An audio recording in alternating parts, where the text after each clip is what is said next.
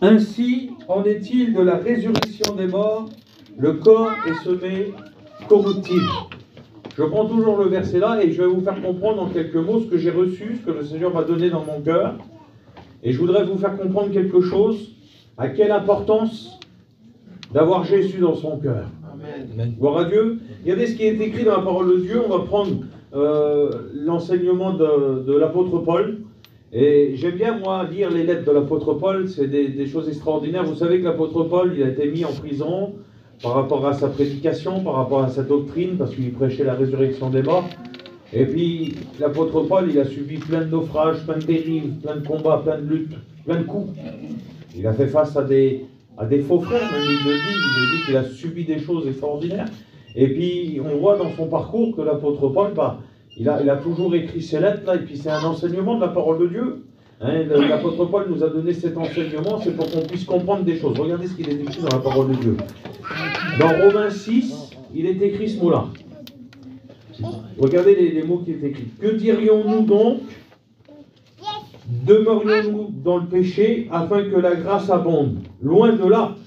Nous qui sommes morts au péché, comment vivrions-nous encore dans le péché? Ignorez-vous que nous tous qui avons été baptisés en Jésus-Christ, c'est en sa mort que nous avons été baptisés. Nous avons donc été ensevelis avec lui par le baptême en sa mort, afin que comme Christ est ressuscité des morts, par la gloire du Père, de même nous aussi nous marchions en nouveauté de vie. En effet, si nous sommes devenus une même plante avec lui par la conformité à sa mort, nous le serons aussi par la conformité à sa résurrection, sachant que notre vieil homme a été crucifié avec lui, afin que le corps du péché soit réduit à l'impuissance, pour que nous ne soyons plus esclaves du péché. Car celui qui est mort est libre du péché. Or, si nous sommes morts avec Christ, nous croyons que nous vivrons aussi avec lui. Sachant que Christ ressuscité des morts ne meurt plus, la mort n'a plus pouvoir sur lui, car il est mort et c'est pour le péché qu'il est mort. Une fois pour toutes, il est revenu à la vie et c'est pour Dieu qu'il vit. Ainsi vous-même regardez-vous comme morts au péché et comme vivants pour Dieu en Jésus-Christ. Que le péché ne règne donc point dans votre corps mortel et n'obéissez pas à ses convoitises.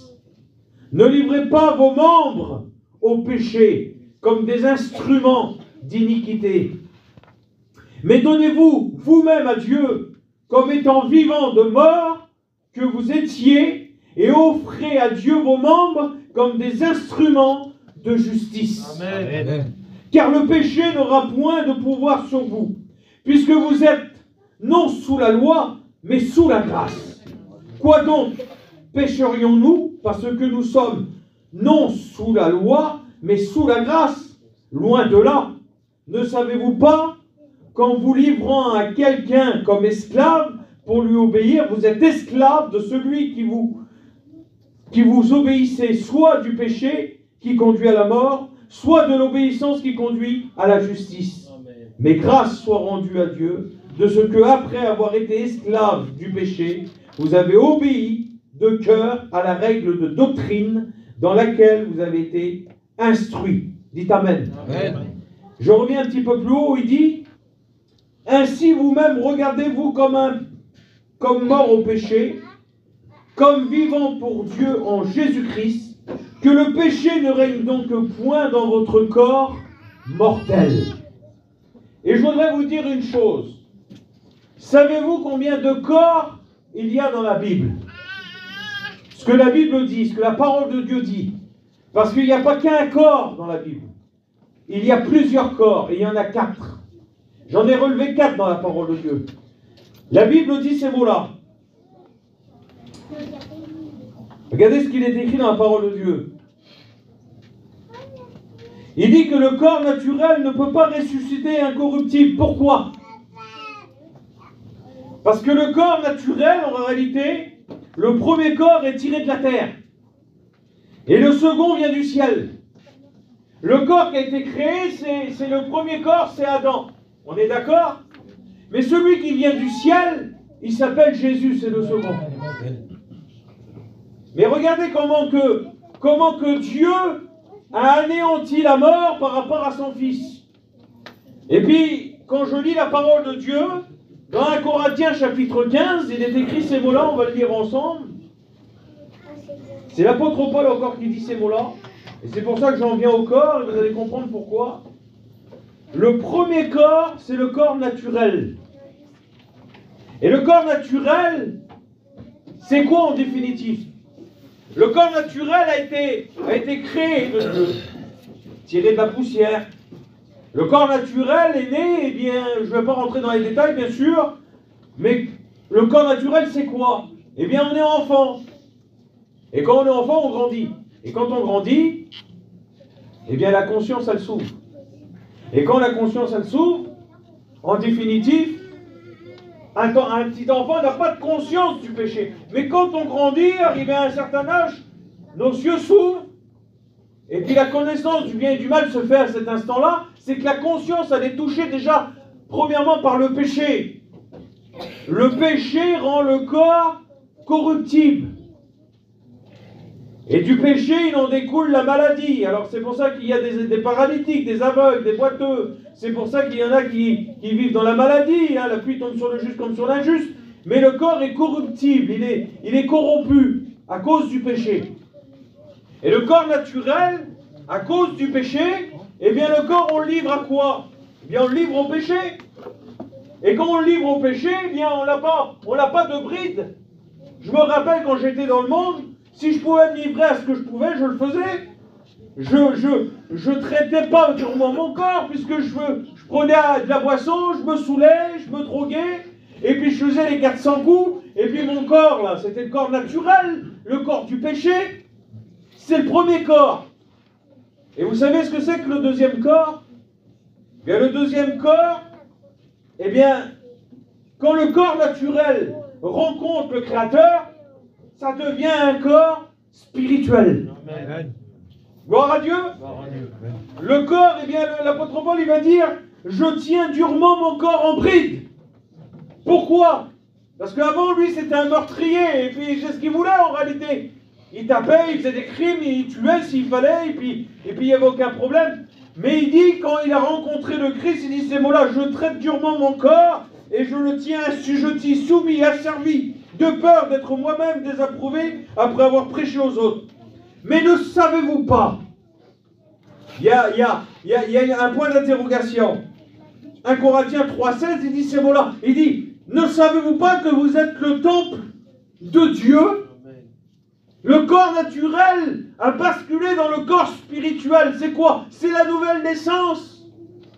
Et je le dis à chaque réunion que je passe, le Saint-Esprit vit en vous.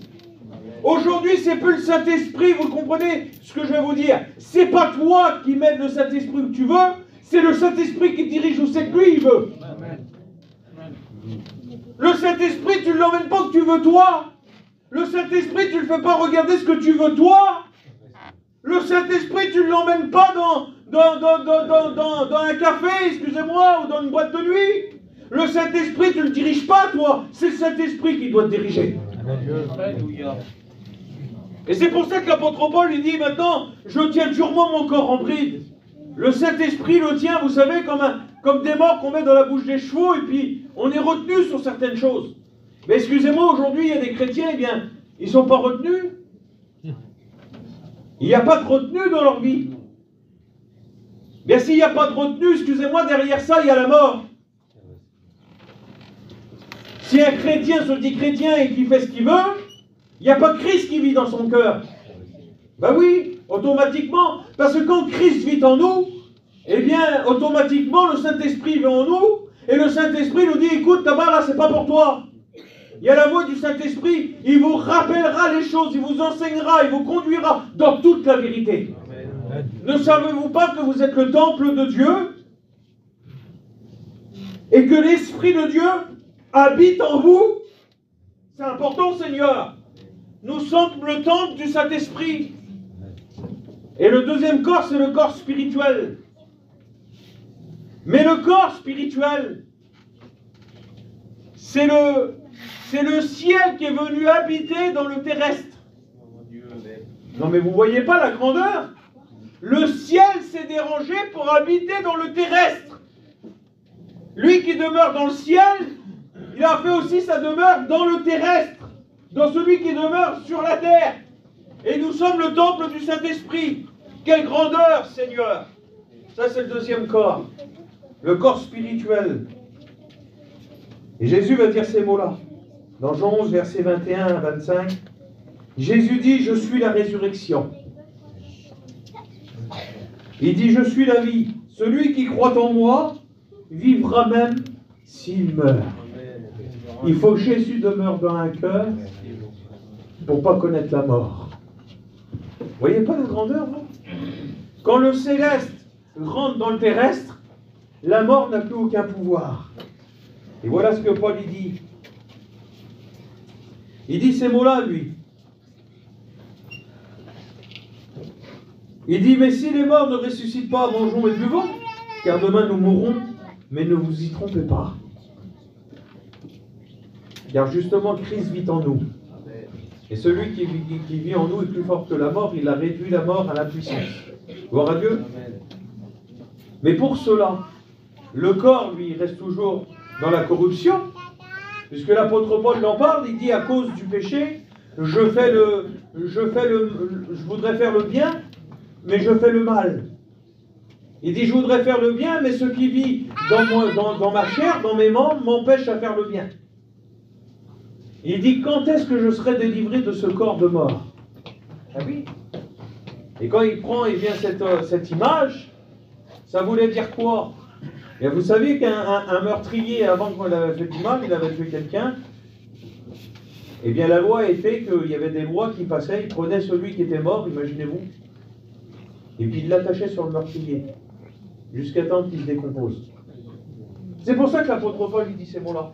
C'est tellement que la chair et le sang n'héritera pas le royaume de Dieu. Eh oui, il dit ce corps de mort, c'est quelque chose qui est corrompu.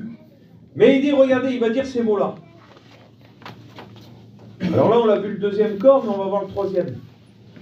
Et c'est quoi le troisième corps? Et regardez ce qu'il dit l'apôtre Paul. Il dit, mais quelqu'un dira, comment les morts ressuscitent-ils et avec quel corps viennent-ils? L'apôtre Paul va dire ces mots-là, insensé. Ce que tu sèmes ne prend point vie s'il ne meurt. C'est tout le contraire de nos pensées. Il faut qu'il meure, il faut qu'il prenne vie. Donc ça veut dire quoi? Ça veut dire que celui qui a Christ dans son cœur, même qui passe par la mort, il dit, regardez, il faut qu'il rentre en terre. Et ce que tu sèmes n'est pas le corps qui naîtra, c'est un simple grain de blé, peut-être ou d'une autre semence. Et l'apôtre Paul prend le corps comme une semence. Et il dit, puis Dieu lui donne un corps, comme il lui plaît. À chaque semence, il donne un corps, qui lui est propre. Toute chair n'est pas la même chair, mais autre est la chair des hommes, autre celle des quadrupèdes, autre celle des oiseaux, autre celle des poissons. Il y a aussi des corps célestes et des corps terrestres. Mais autre est l'éclat des corps célestes et autre celui des corps terrestres. Autre est l'éclat du soleil, autre est l'éclat de la lune, autre est l'éclat des étoiles. Même une étoile diffère en éclat d'une autre étoile. Ainsi en est-il de la résurrection des morts. Gloire à Dieu que c'est beau. Le corps est semé corruptible, mais il ressuscite incorruptible. Amen. Il est semé méprisable, avec plein de souffrances, mais il ressuscite glorieux. Amen. Il est semé infirme, mais il ressuscite plein de force. Il est semé corps naturel, mais il ressuscite corps spirituel. Ça, c'est le corps naturel qui ressuscite en Jésus-Christ. Tant qu'on est vivant, on était mort au péché, Jésus est venu dans nos cœurs, et le corps naturel est venu mort au péché, mais ressuscité en Jésus-Christ, devenu le corps spirituel. S'il y a un corps naturel, il y a aussi un corps spirituel. C'est pourquoi il est écrit, le premier homme, Adam, devint une âme vivante, le dernier Adam est devenu un esprit vivifiant. Mais ce qui est spirituel n'est pas le premier. c'est ce qui est naturel, ce qui est spirituel vient ensuite. Le premier homme tiré de la terre est terrestre. Le second homme est du ciel. Tel est le terrestre, et tels sont aussi les terrestres. Et tel est le céleste, tels sont aussi les célestes. Et de même que nous avons porté l'image du terrestre, nous portons aujourd'hui l'image du céleste. Amen. Quelle beauté, Seigneur. Aujourd'hui, nous sommes l'éclat du Christ. Amen. On porte le céleste. Amen. On porte le ciel. On ne porte plus la terre.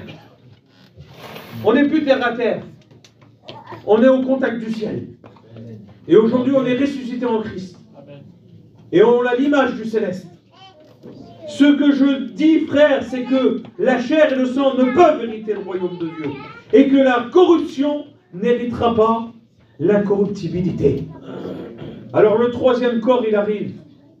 Quand un chrétien meurt, et là c'est beau, un chrétien il meurt en terre, la mort fait peur à tout le monde.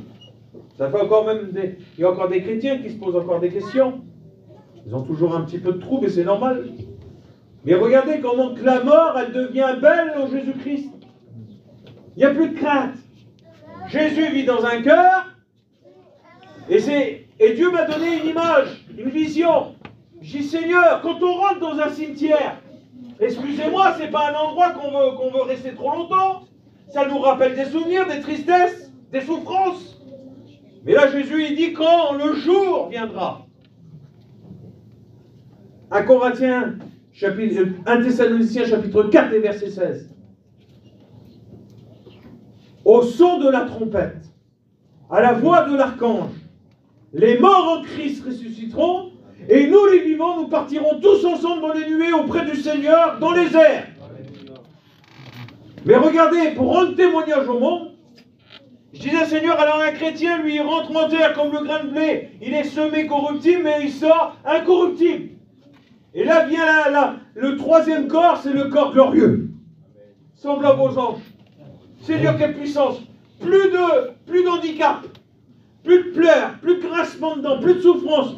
Le corps, il est incorruptible.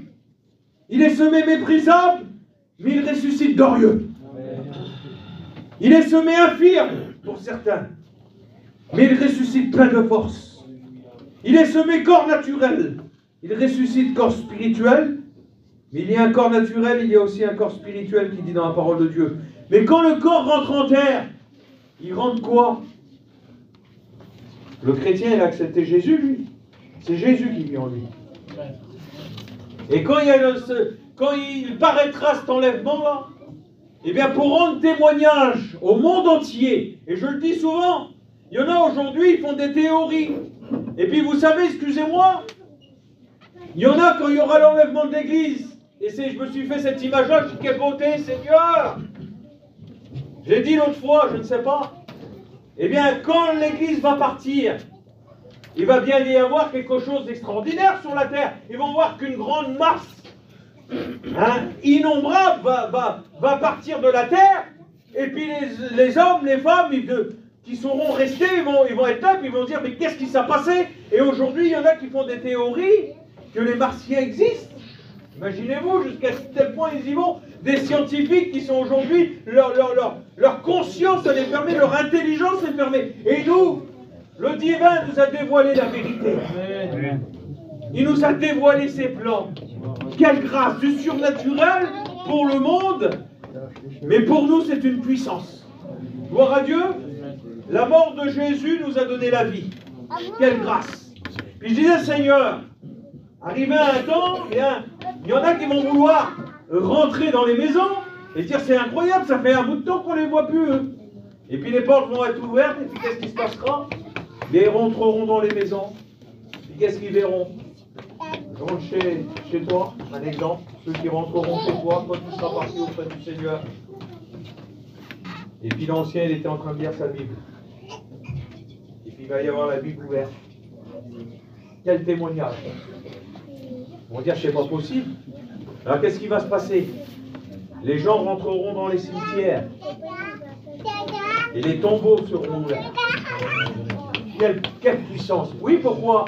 Parce que le tombeau de Jésus, il était ouvert. Amen. Et les tombeaux des chrétiens seront ouverts pour rendre témoignage au monde entier. Le corps glorieux, on part au ciel. Quelle grandeur! Mais pour cela, il faut faire partie du 4e corps. Et c'est quoi le 4e corps? Ben, c'est l'Église. Amen.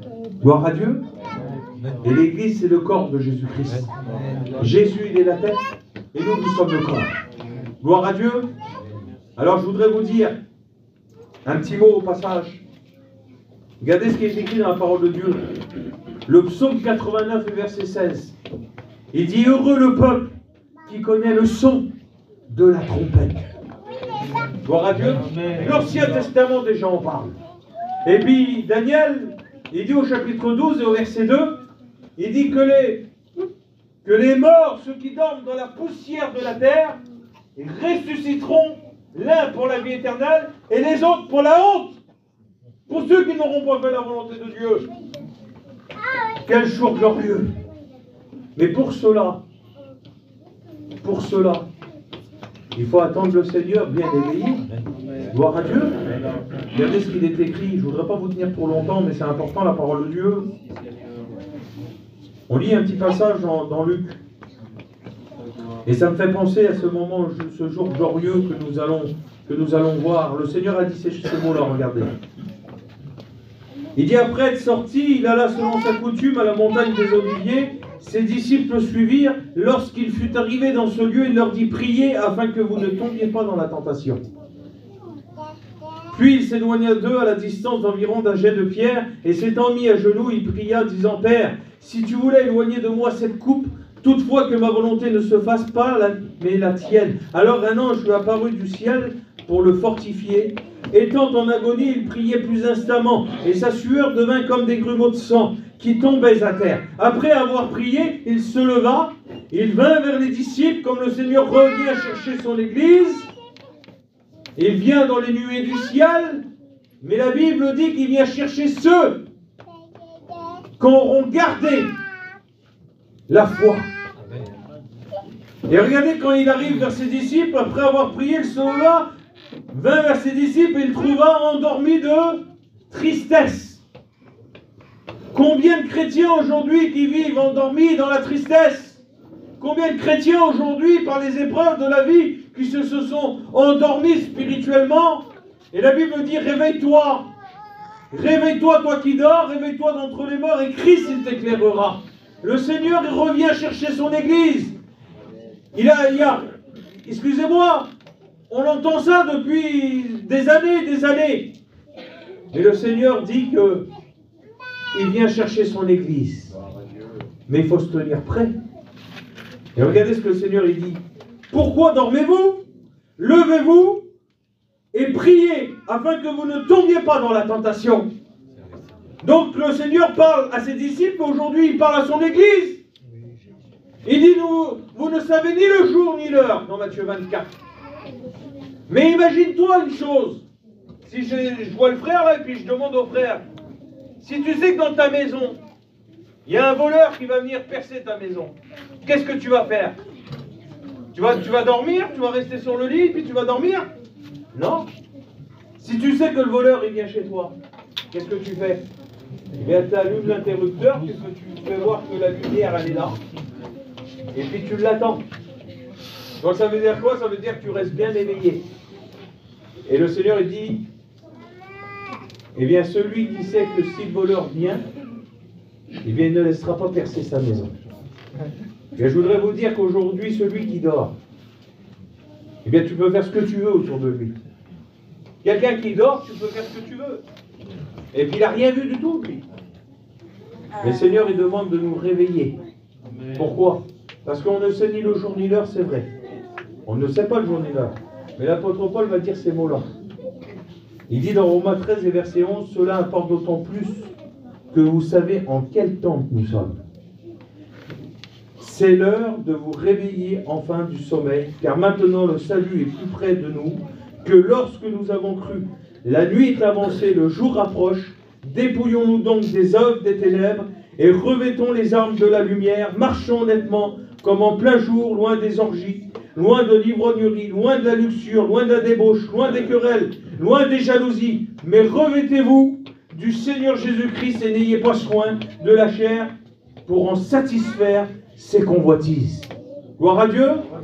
Et la Bible dit que l'ange de l'Éternel campe autour de ceux qui le craignent. Il les arrache au danger. Eh oui, il vient nous arracher du danger. Pourquoi? Parce que ta maison, elle doit craindre Dieu. Tu dois avoir une sainte crainte de lui. Et puis vous savez, eh bien, on n'est pas touché par la mort, nous. Hein, comme le peuple qui était averti en Égypte. La mort passera, mais ceux qui auront mis le sang sur leur linteau des portes de l'agneau, aujourd'hui, le sang de l'agneau, c'est Jésus qui vit en nous. Alléluia. Et la mort n'a plus aucune efficacité sur nous. Le diable n'a plus de pouvoir sur nous.